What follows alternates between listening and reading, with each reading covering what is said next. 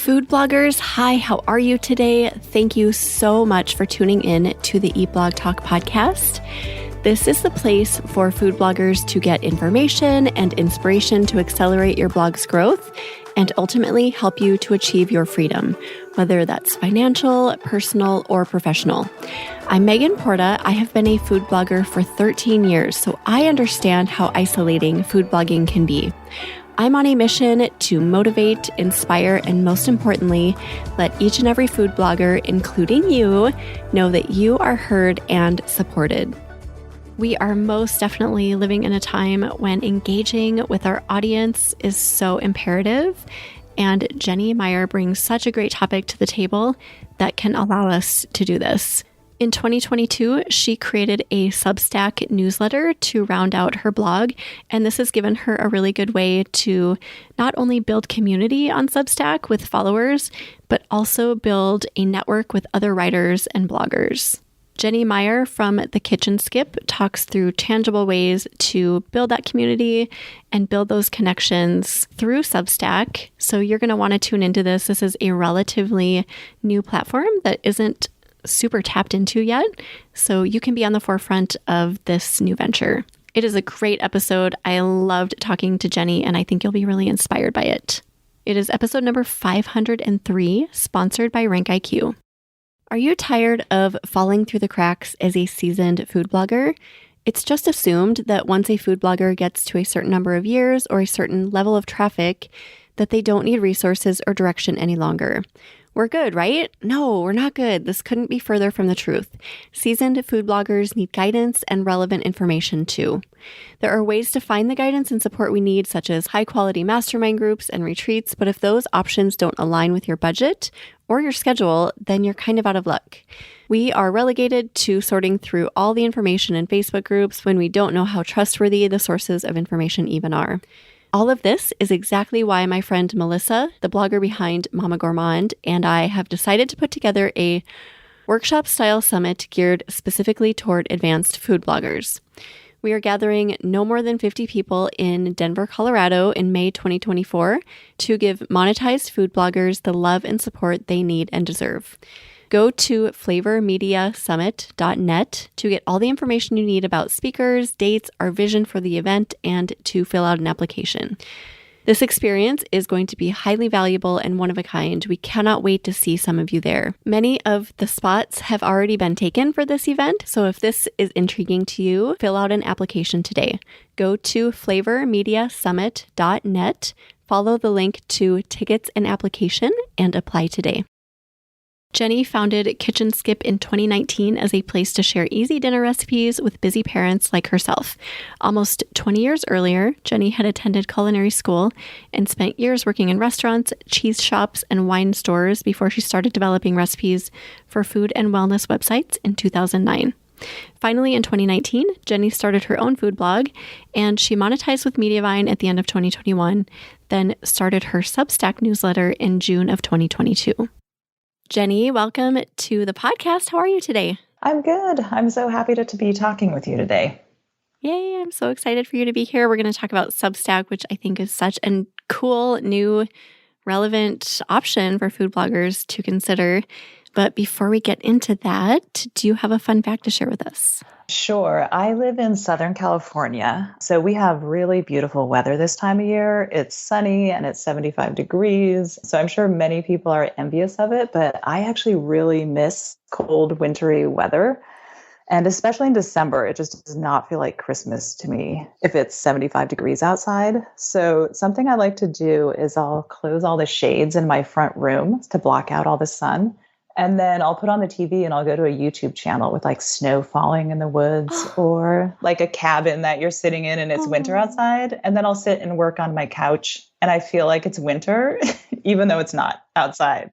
Okay, Jenny, you have an open invitation to come visit me because I'm in the mecca of winter. I mean, we don't have snow this year yet, which is weird, but yeah, seriously, come visit me anytime. It's like we have this cozy fireplace and a hot tub. You are more than welcome to come enjoy all of that with me in real life.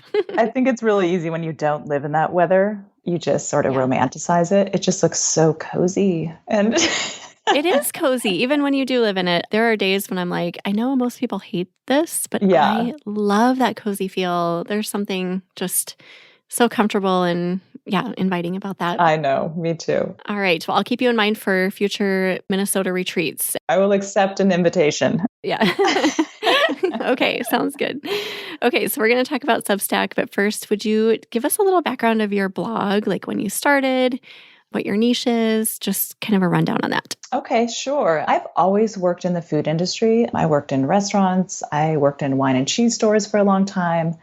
And I always loved cooking and developing recipes, and I always loved writing. But this was, back in like 2010, around then, starting a food blog didn't seem like an obvious solution for those two things. And it didn't seem like a way that I could make money. So I started freelancing and I wrote content for other food sites and I developed recipes for other food sites.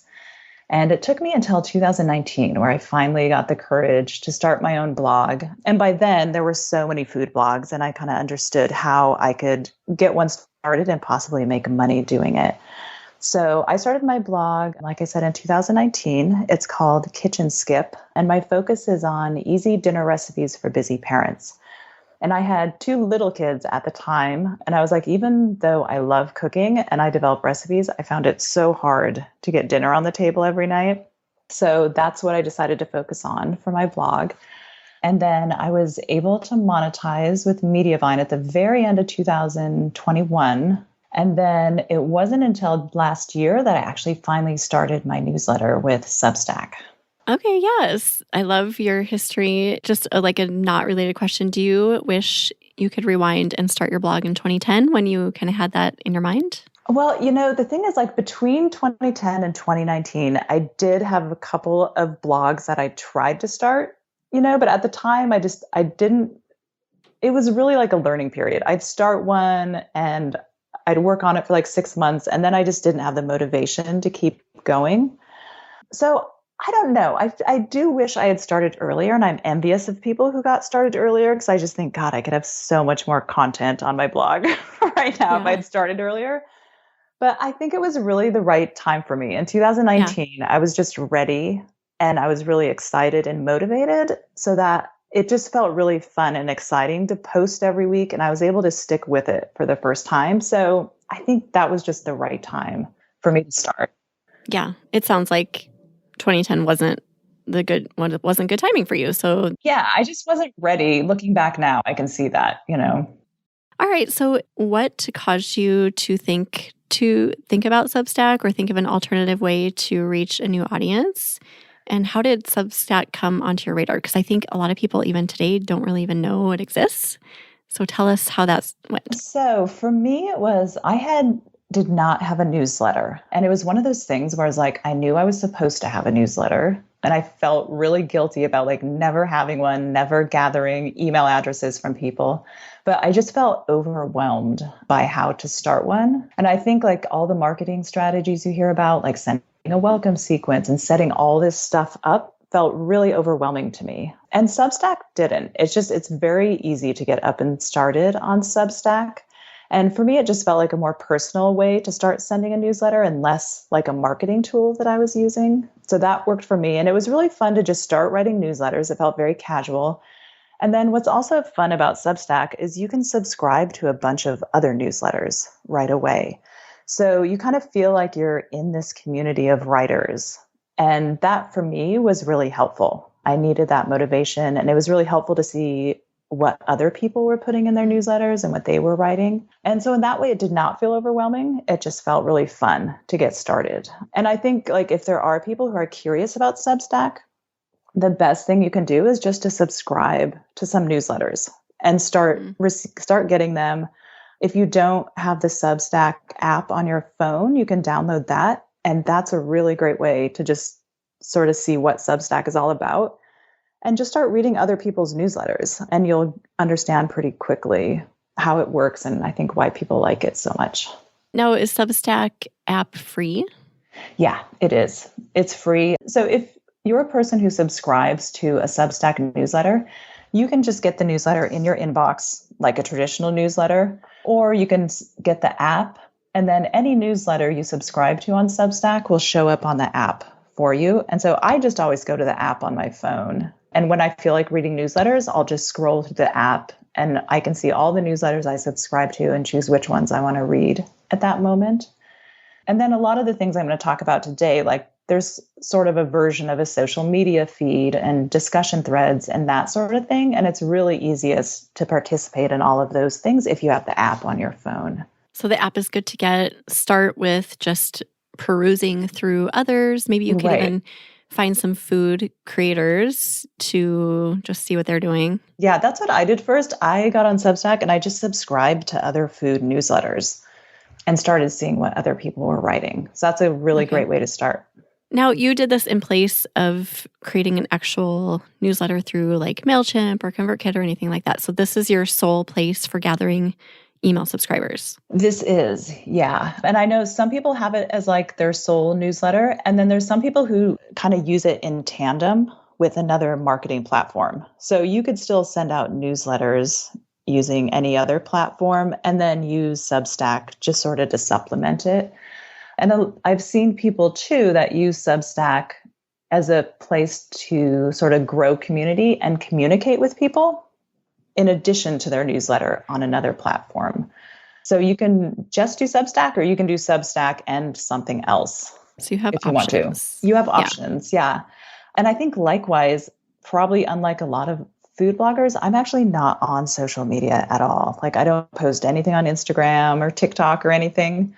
So for me, this is my version of social media as well. This is where I communicate with people. And, you know, some people are only using Substack instead of social media. And then there's a lot of people who love social media, have a huge following, and they use Substack just as another way to communicate with people. So interesting. And I think that will pique a lot of interest because I talk to food bloggers all the time who are like, I hate social media. I can't stand it. I have to be on there, but I don't want to be. So you're saying you don't have to be on there, right, Jenny? Yeah, I mean, I'm not saying it's the best option. It's what I've done because I also I just am not good at social media. I'm not interested in it. I think if I do start becoming active on social media, I'm going to need to hire someone to do that for me, which is what I've realized. So, and I may choose to do that at some point. But up until now, I've just depended solely on Google and SEO to drive traffic to my blog. And that's worked for me up until now, where I've started, I think like a lot of bloggers, I'm starting to see a decline in traffic as Google's having these different updates.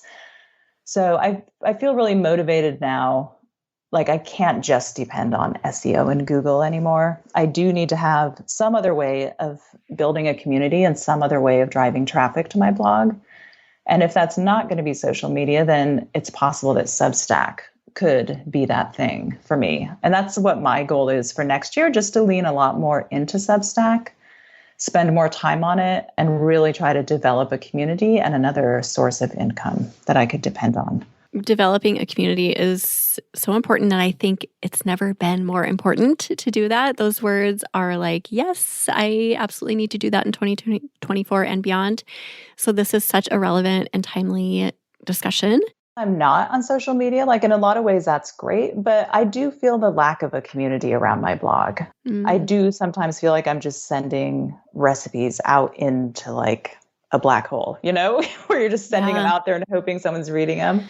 Oh, I feel that. Yeah. And I feel also as a writer and a creator, just a lack of colleagues, you know, like people I can talk to about what I'm doing, and not just a community of people who like my blog, but of people who are also writers.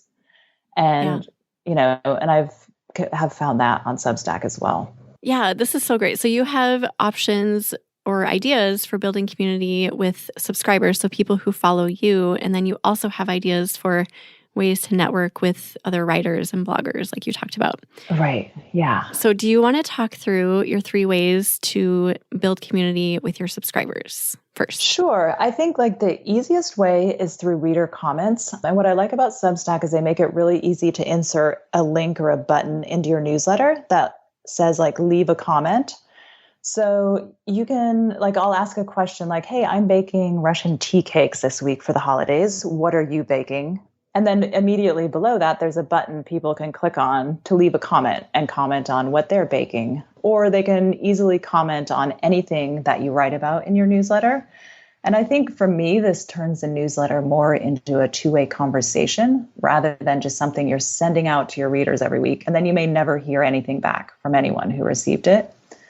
So they'll go, I mean, this is why the Substack app is really good, because if you're on the app, it's easiest there's a little link for comments, like a comments section. So you can see comments a lot easier if you're on the app. And I also have, so when you send out a Substack newsletter, you also have a Substack homepage. And so on my homepage, it has a list of all the past newsletters I've sent out.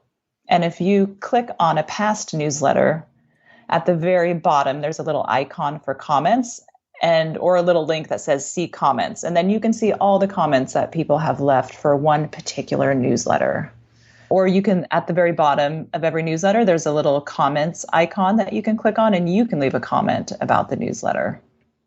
Okay, so your newsletters are stored within the app under your username. Right, exactly. So I have it's Kitchen Skip, which is the name of my food blog. It's kitchenskip.substack.com. And if you go to that page, it's like my Substack homepage.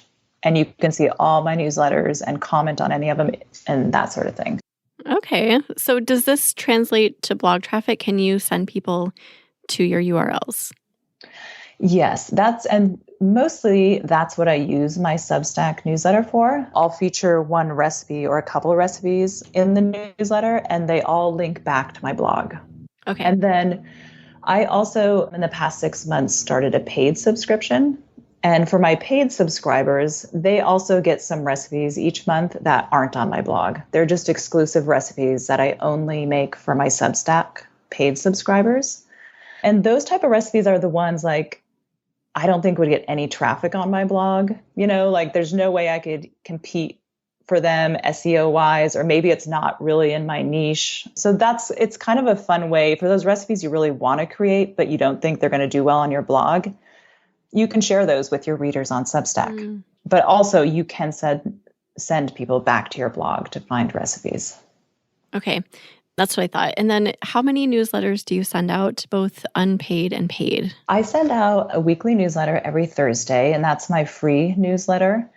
And then for my paid subscribers, they get 2 bonus newsletters every month. And I kind of vary what I include on those 2 bonus newsletters. Sometimes I'll do just like a fun short recipe or like a dessert recipe. And sometimes I send out a meal plan. I'm kind of experimenting with sending out a meal plan once a month as an extra bonus. And then I also kind of delve into other stuff. I don't just talk about food. I talk about other things I'm interested, like reading or a cookbook. So I might send out a newsletter every month that's just about what I'm reading that month. It has nothing to do with food, but it's kind of a fun way to relate to people. And then my paid subscribers also get 1 additional recipe a month. So they get all the free newsletters, they get 2 bonus newsletters, and then they get 1 exclusive recipe a month as well. Wow, that's a great idea.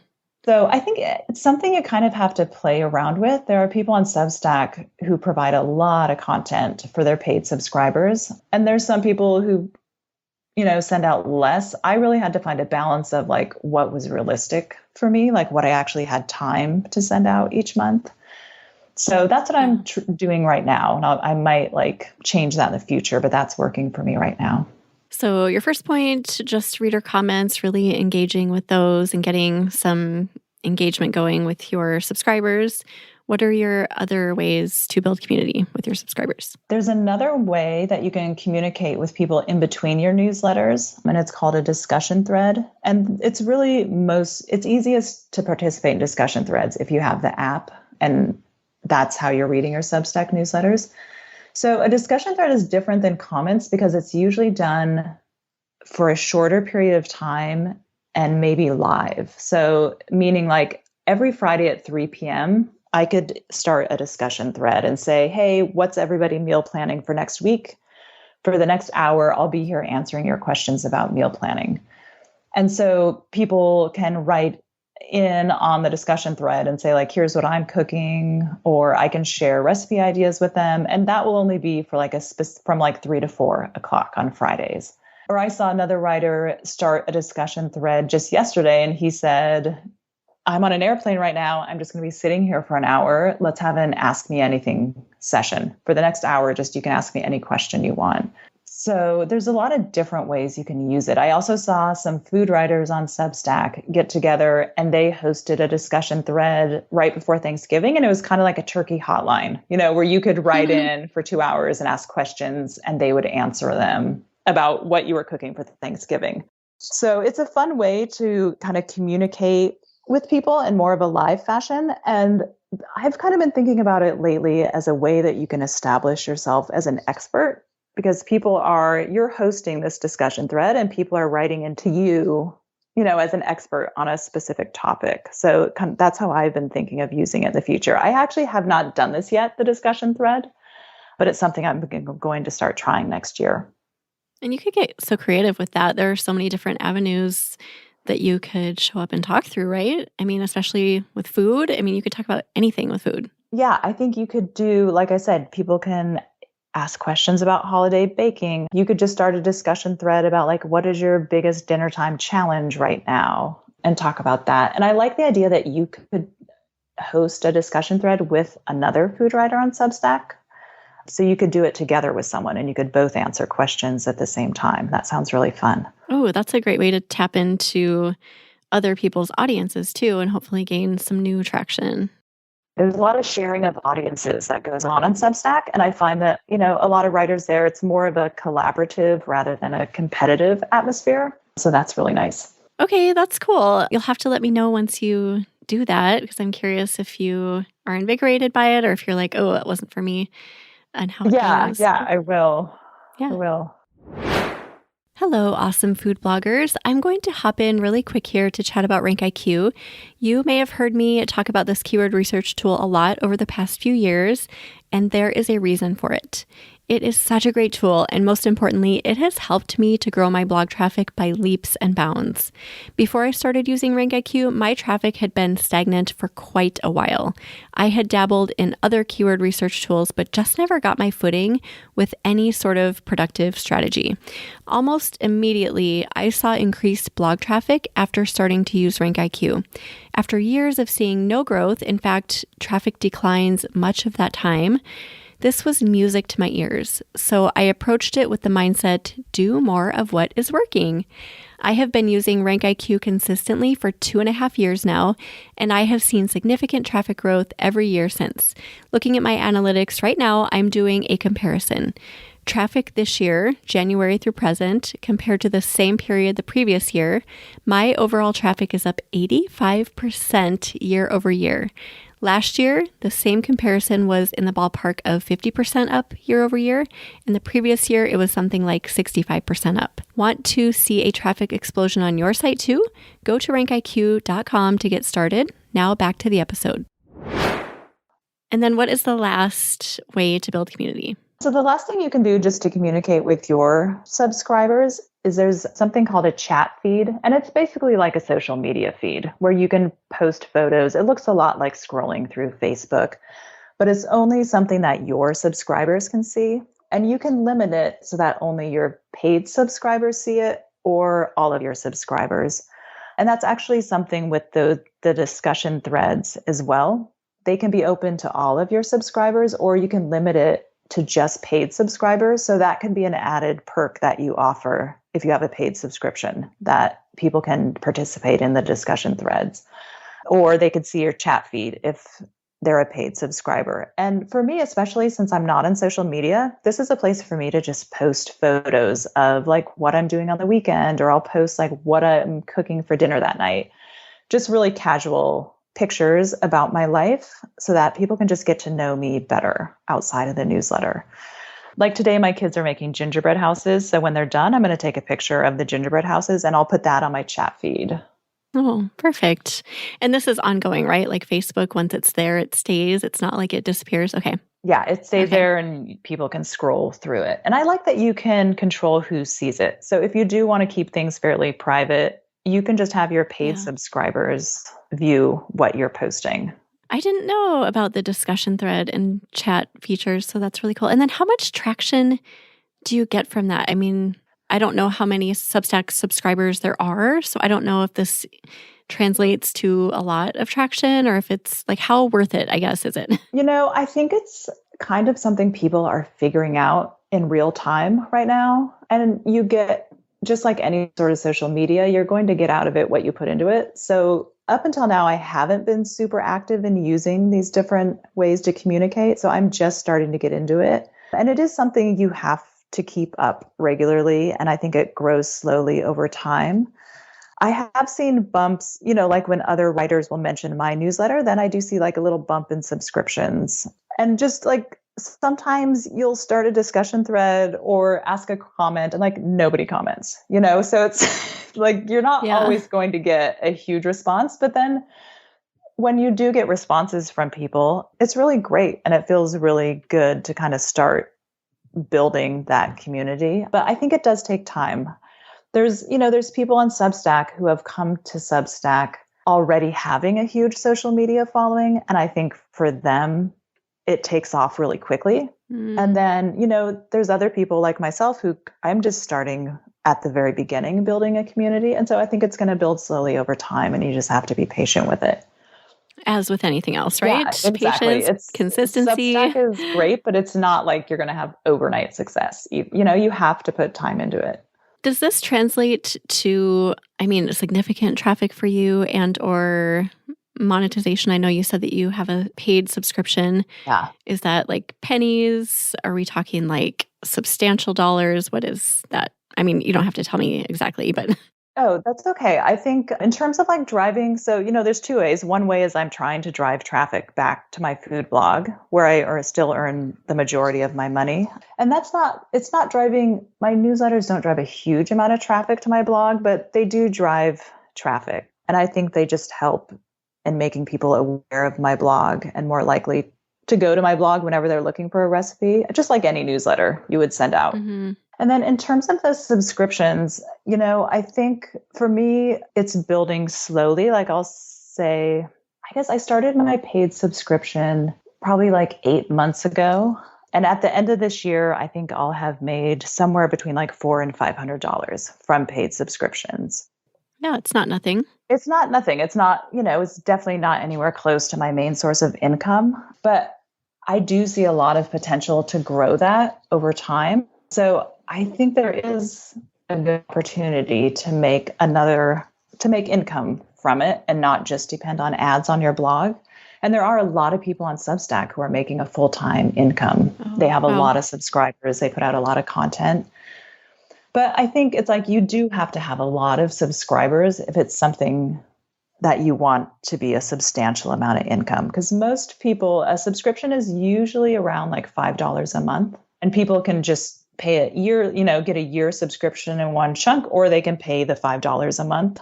So you have to, if you do the math on that, you have to have a lot of $5 subscriptions each month to, earn a substantial But if you income. have a huge community and you've invested time into building it up, then it could be worth it. Oh, right. And I think I think all of us know that we're not supposed to put all our eggs in one basket and we should have these different sources of income, but sometimes it's really hard to motivate yourself to do that. And I think being on Substack, knowing that I have people that are paying for content that I'm putting out, I have to put that content out every month. So for me, it's like I needed that to finally light a fire under me to be like, yes, I have to like really commit to this. People are depending on me. People are actually paying me money to send them a newsletter. I really have to send it out. And so I've really appreciated that motivation. That's a good point. I didn't think about that. It's like an extra fire under you that just, right. Yeah, probably really lights you up. You have to do it. You have to deliver because people are paying you money.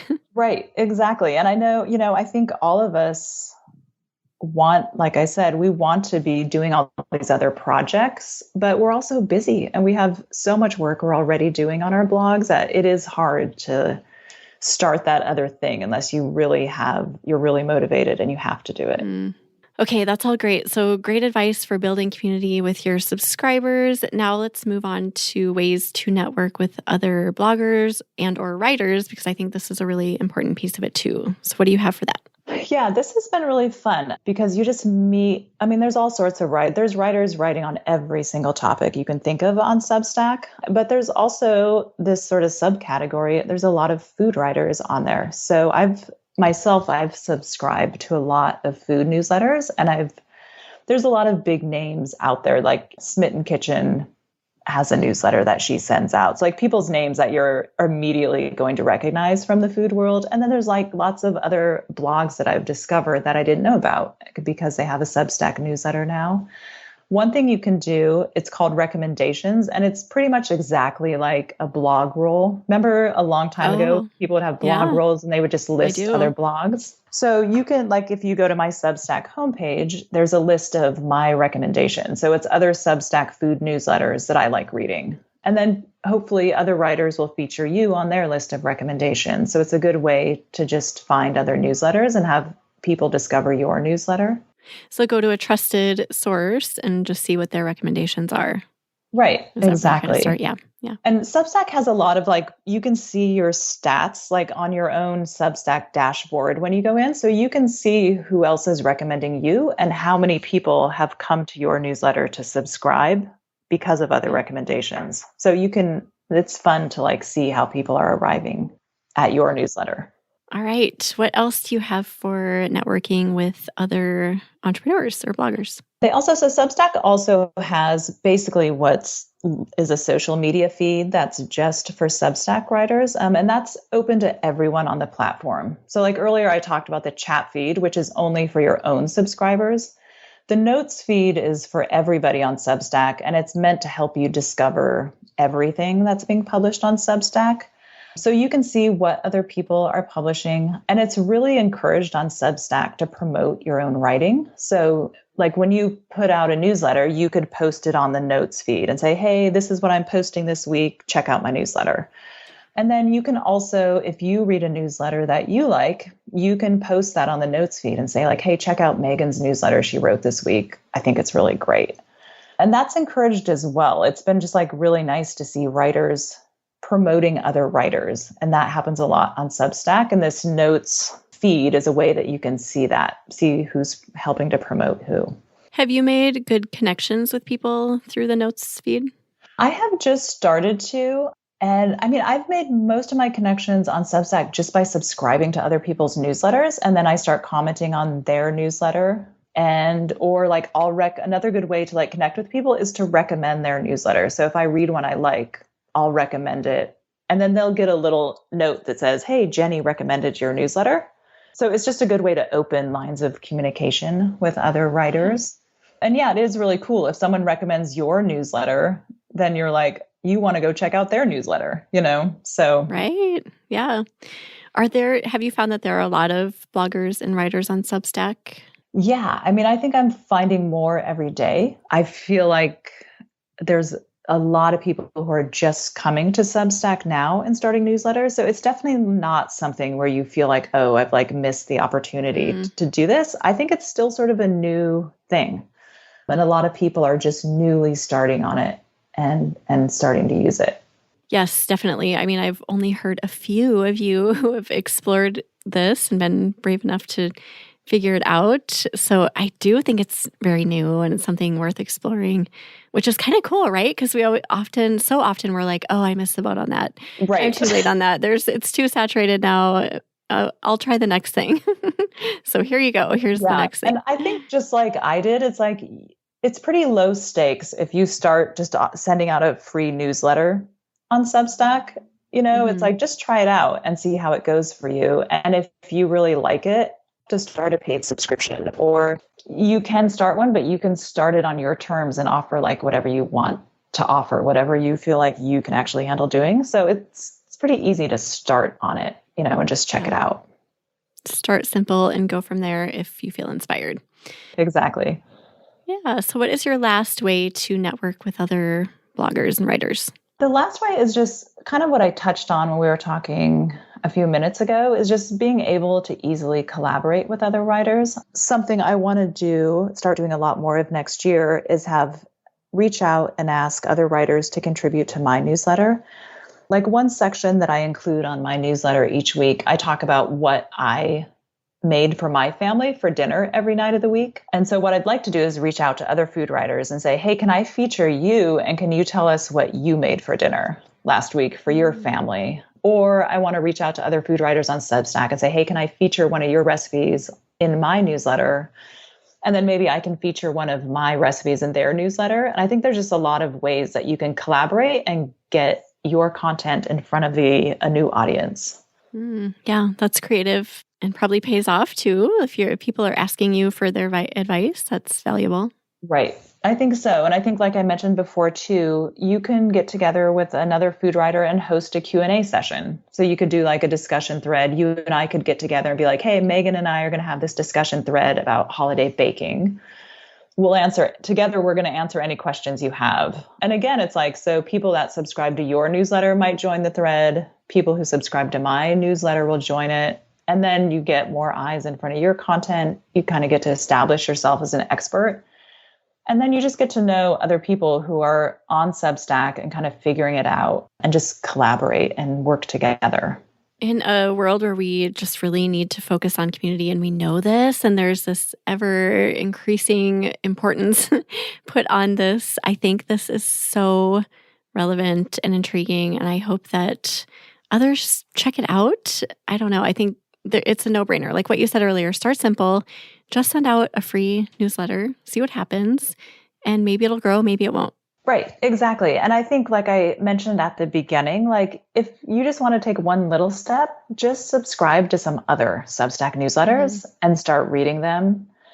And you'll it's just a great way to see what's going on Substack. And then you can decide if it's something you're interested in or not, And you can see other writers doing all this stuff I just talked about, like the comments and the discussion threads. If it all sounds like I don't really fully understand it, just subscribe to a Substack newsletter or a few of them, and you'll start seeing how these things are being used alongside newsletters.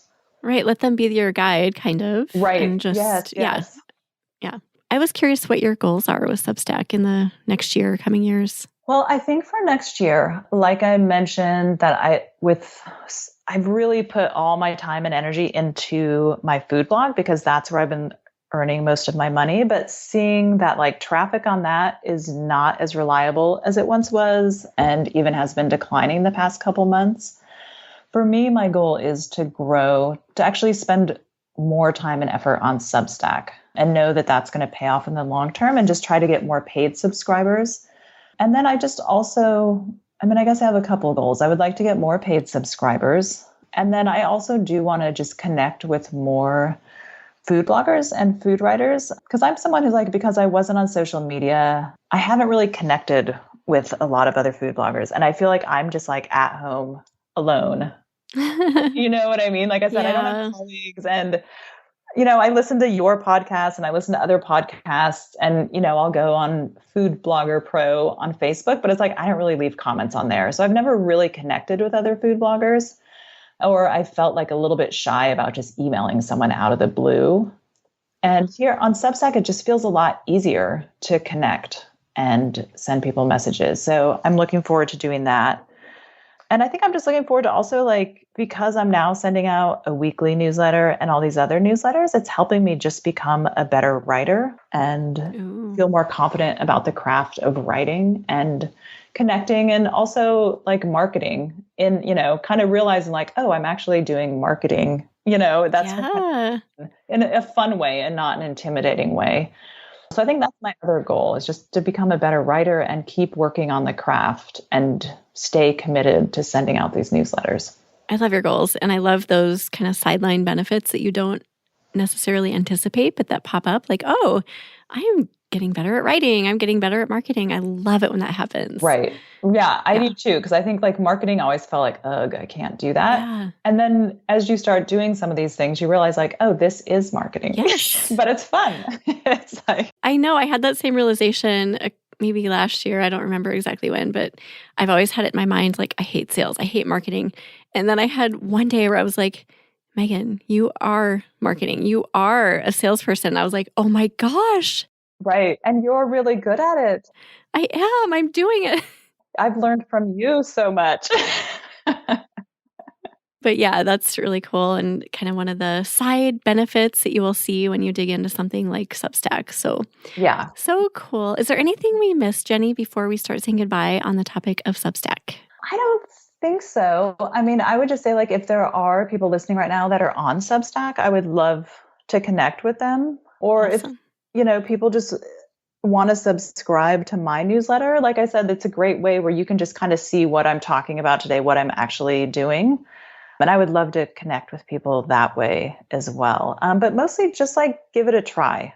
I would say that's like, because I kept reading about Substack and thinking about Substack. And then I realized like, I just needed to do it. Like you just have to learn by doing it, and the first newsletters I sent out weren't great. I kind of look back at my first ones and I'm like, those weren't the best newsletters, but you get better over time and you really just have to start doing it to learn how to do it. Yeah.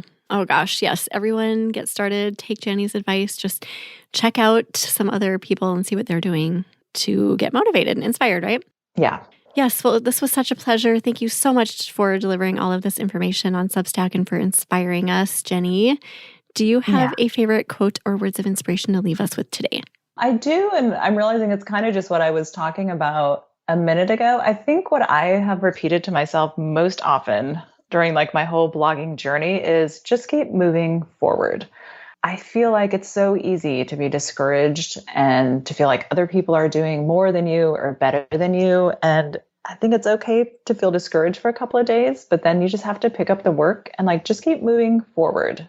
And even if it's just baby steps, even if you're just doing little things, if you keep moving forward, your little successes are going to build on each other and you will be successful.